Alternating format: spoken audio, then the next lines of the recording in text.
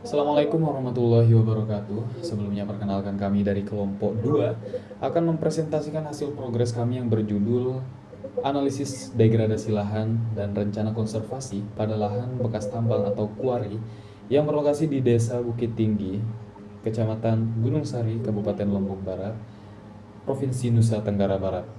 Kemudian kita masuk ke bagian pendahuluan. Nah, adapun latar belakang kami untuk penelitian ini adalah adanya degradasi lahan yang cukup signifikan akibat aktivitas manusia ataupun secara alami ditimbulkan oleh alam itu sendiri.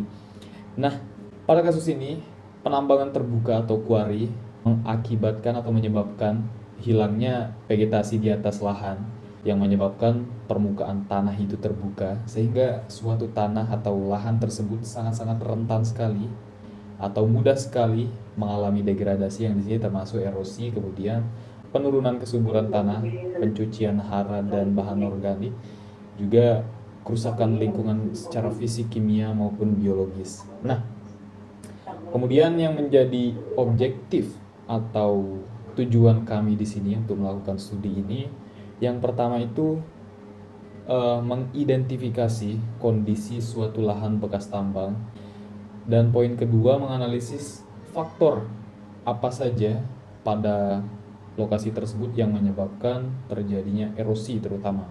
Kemudian kami menyusun solusi konservatif yang sesuai dengan kondisi lokasi tersebut.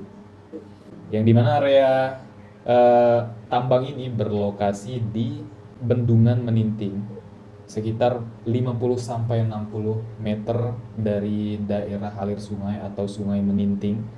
Itu merupakan area tambang pasir dan batu yang kemudian nantinya material tersebut digunakan untuk proses konstruksi atau pembangunan infrastruktur bendungan di Meninting tersebut.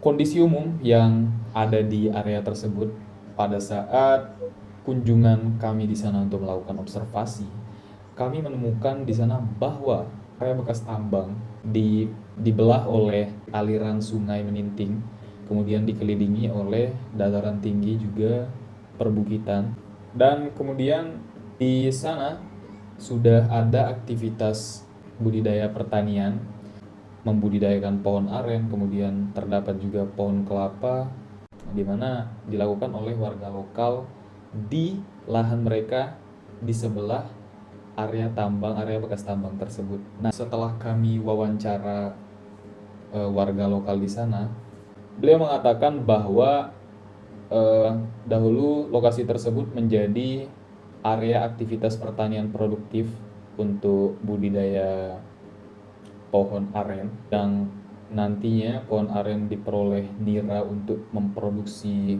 tuak, kemudian gula aren dan juga kolang kaling, yang dimana lahan para petani tersebut dibeli, lahan tersebut dibabat habis, menyebabkan secara drastis produksi dari nira terutama di sana itu menurun. Hal ini secara langsung berdampak pada sosial ekonomi warga di sana yang notabene-nya petani yang pernah memiliki lahan di sana.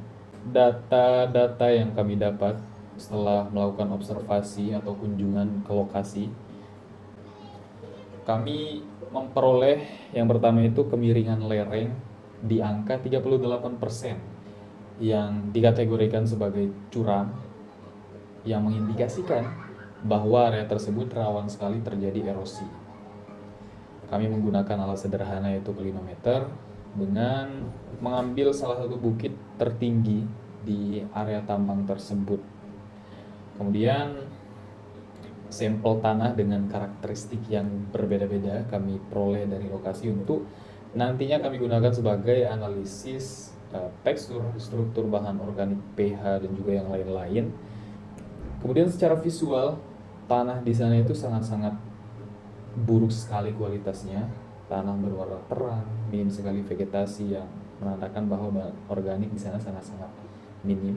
Nah, struktur padat atau terkompaksi akibat aktivitas yang pernah terjadi di sana. Dan juga yang secara nampak kami lihat itu sebagian besar area permukaan lahan di sana itu Yang tersisa hanya kerikil-kerikil kecil, batuan-batuan kecil, yang karena di sana tidak ada apa namanya vegetasi yang menutup permukaan tanah tersebut. Kemudian data sekunder yang kami peroleh untuk melengkapi atau mengimbangi data primer kami yang dapat di lapangan, di mana kami dapat dari Badan Pusat Statistika Lombok Barat tahun 2024 bahwa Gunung Sari itu berada di ketinggian 25 sampai 500 meter di atas permukaan laut. Kemudian di desanya itu sendiri ya, sekitar 100 sampai 300 meter di atas permukaan laut.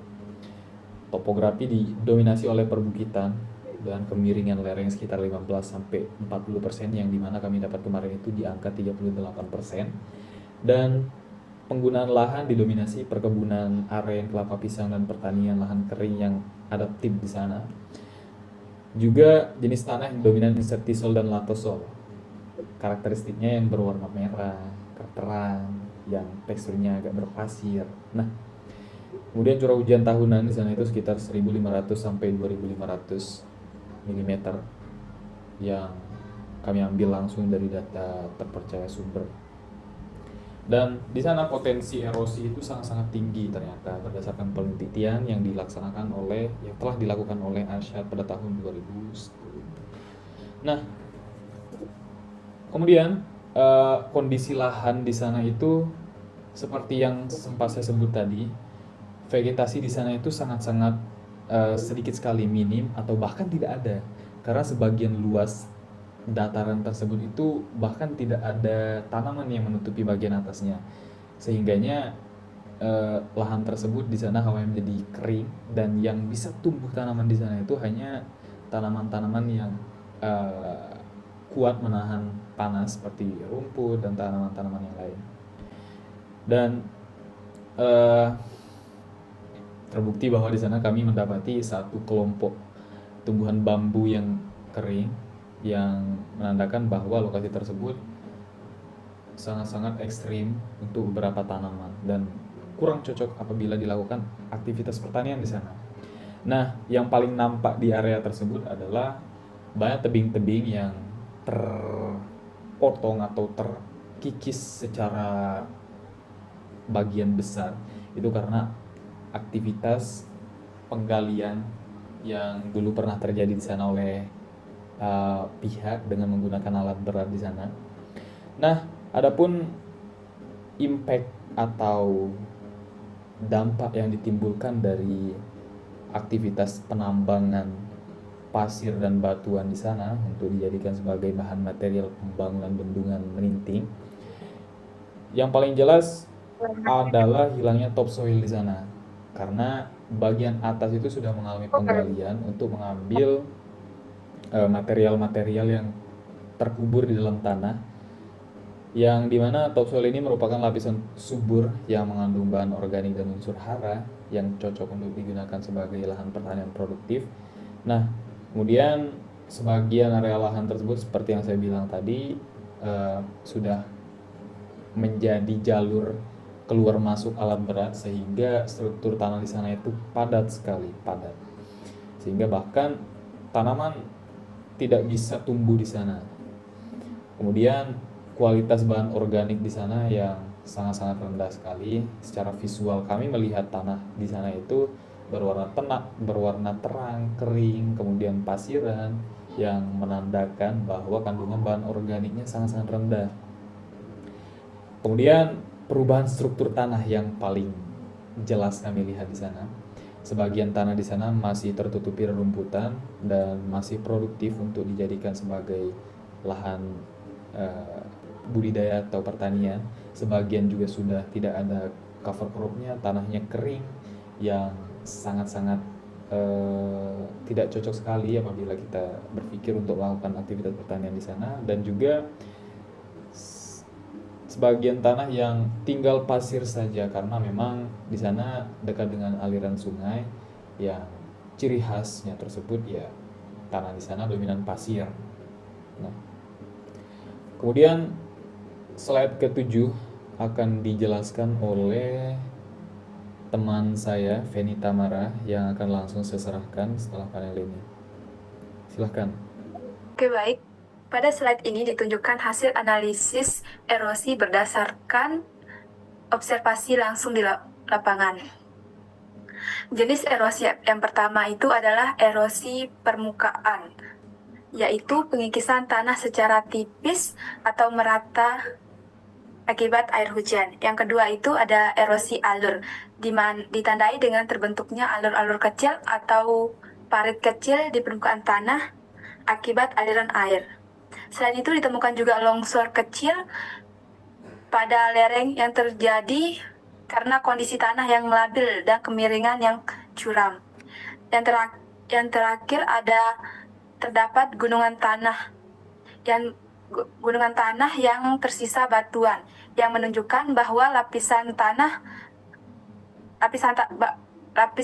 atas sudah tererosi dan hanya menyisakan material yang lebih keras. Hal ini terjadi karena faktor-faktor yang sudah dijelaskan sebelumnya seperti kemiringan lereng dan minimnya vegetasi. Ini menunjukkan bahwa kondisi erosi di lokasi sudah berada pada tingkat yang cukup serius, sehingga diperlukan upaya konservasi untuk mencegah kerusakan yang lebih lanjut. Next. Ya, pada slide ini dijelaskan faktor-faktor utama penyebab erosi di lokasi penelitian. Yang pertama itu ada kemiringan lereng 38% yang tergolong curam, sehingga meningkatkan potensi erosi. Yang kedua itu curah hujan yang tinggi, di mana curah hujan yang tinggi dapat menyebabkan energi air besar saat jatuh ke tanah. Yang ketiga, jenis tanahnya berpasir, di mana jenis tanah yang berpasir itu memiliki daya ikat rendah sehingga mudah terjadinya erosi. Selain itu, vegetasi yang minim membuat tanah tidak terlindungi dan tidak adanya tindakan konservasi yang menyebabkan erosi semakin buruk. Next. Ya, dari sisi hidrologi, air hujan di lokasi ini langsung jatuh ke permukaan tanah tanpa adanya hambatan karena tidak adanya penutup vegetasi, sehingga energi jatuh air hujan langsung merusak struktur tanah. Selain itu, karena tanahnya padat, air tidak bisa meresap dengan baik dan akhirnya mengalir di permukaan sebagai runop yang memperparah proses erosi. Next. Ya, ini ada dampak yang terjadi. Dampak yang terjadi tidak hanya pada kondisi tanah, tetapi juga dirasakan oleh masyarakat sekitar, seperti menurunnya produksi nira dari pohon aren serta munculnya longsor di beberapa titik yang bahkan berdampak pada area sekitar jalan. Menariknya, ada juga area longsor yang justru dimanfaatkan sebagai objek wisata. Jadi ada perubahan fungsi lahan yang cukup unik di sini. Next. Ya, selanjutnya dijelaskan oleh teman saya, Nurul. Baik, pada bagian ini saya akan menjelaskan solusi konservasi secara teknis untuk mengatasi degradasi lahan bekas tambang. Yang pertama adalah vegetasi, yaitu penanaman kembali. Vegetasi menggunakan tanaman cepat tumbuh seperti legum atau cover crop. Contohnya itu tanaman Centrosema seperti kembang buah komak atau yang sering dihisap yang rasanya agak manis yang warna ungu. Nah, tanaman itu berfungsi untuk menambah bahan organik serta menutup permukaan tanah agar tidak mudah tererosi. Terus yang kedua yaitu penanaman tanaman pionir seperti sogon atau lamtoro. Tanaman ini mampu tumbuh di kondisi lahan yang miskin hara dan berfungsi sebagai memperbaiki struktur tanah dalam jangka panjang. Terus yang ketiga yaitu mulsa organik, yaitu penggunaan tanaman untuk menutup permukaan tanah. Ini bertujuan untuk mengurangi erosi dan menjaga kelembapan tanah. Terus yang keempat yaitu terasering. terutama pada lahan dengan kemiringan tinggi yang tadi sekitar 38%. Terasering ini berfungsi untuk mengurangi kecepatan aliran sehingga dapat mencegahnya erosi. Terus yang kelima yaitu pembangunan cek dam atau penahanan sedimen, yaitu berfungsi menahan aliran air dan mengurangi sedimentasi. Dan yang terakhir adalah biopori atau infiltrasi, yaitu bertujuan untuk meningkatkan penyerapan air dari dalam tanah dan mengurangi limpasan permukaan atau disebut dengan runoff. Next. Udah. Selanjutnya adalah solusi tambahan berupa reklamasi tambang. Yang langkah pertama adalah penambahan topsoil.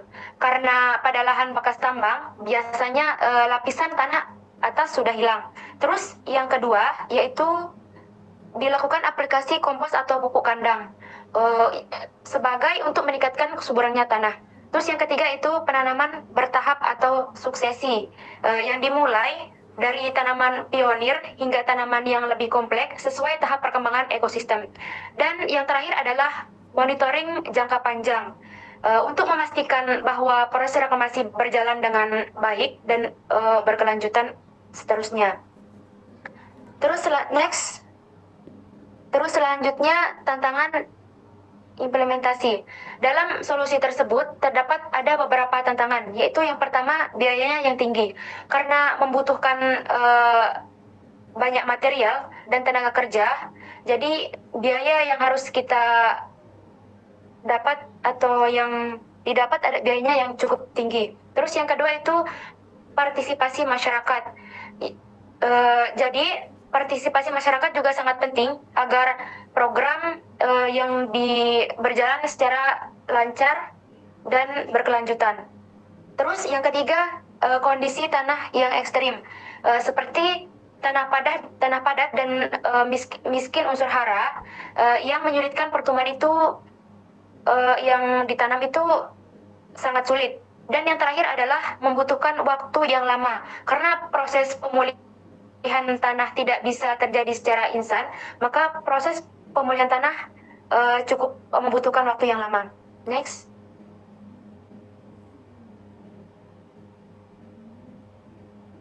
Berdasarkan hasil yang ada saat ini, lahan bekas tambang mengalami degradasi yang berat. Hal ini ditandai dengan hilangnya topsoil, rendahnya bahan organik, tanah yang padat, dan minimnya vegetasi. Nah, faktor utama yang menyebabkan adalah kemiringan lereng yang tinggi, curah hujan yang tinggi, serta belum adanya sistem konservasi tanah yang baik.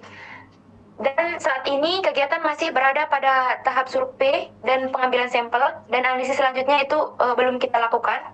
Dan untuk tahap selanjutnya akan dilakukan analisis tekstur dan sifat tanah di laboratorium, serta perhitungan potensi erosi menggunakan metode UZEL. Selain itu, akan disusun oleh konservasi yang sesuai dengan kondisi lapangan, belum kita dituangkan dalam laporan akhir. Terima kasih. Demikian saya sebenarnya. Terima kasih untuk dua rekan saya yang telah memaparkan materi kita. Demikian pembahasan yang dapat kami sampaikan. Kami dari kelompok 2 dengan ini merasa cukup dan mengucapkan terima kasih banyak sebesar-besarnya atas kami sendiri sebagai tim dan juga dosen pengampu kami, Bapak Fahrudin. Sekian dari kami. Wassalamualaikum warahmatullahi wabarakatuh.